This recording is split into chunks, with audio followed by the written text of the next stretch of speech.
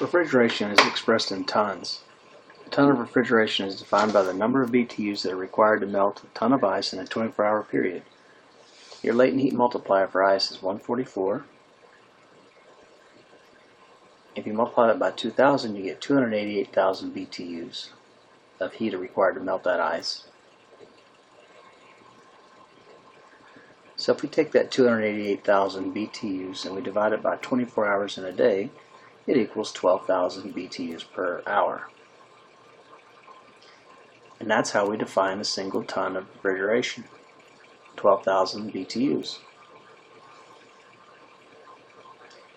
So if we have a unit that we know the capacity is 36,000 BTUs, and we divide that by that 12,000 number, we get that we're working with a 3-ton unit.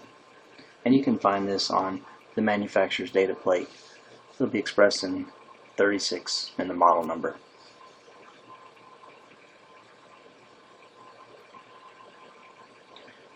So a saturated refrigerant is one that has its boiling point, and both liquid and gas are present.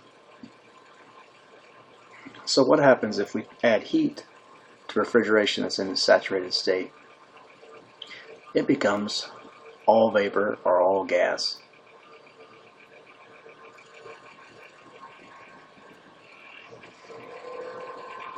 And if we take that same saturated refrigerant and we cool it, it condensates and liquid is formed and becomes all liquid.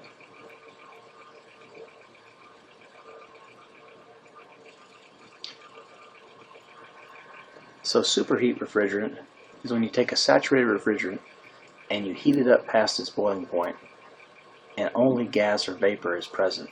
So here an example of a evaporator coil. We have refrigerant coming in as a liquid. We heat it up past its boiling point, and by the top of the evaporator it's all gas.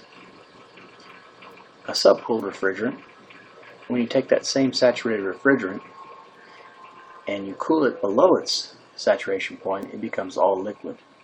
And that's the case in a condenser on the outdoor unit, where you have hot vapor coming in and out of it you have all liquid.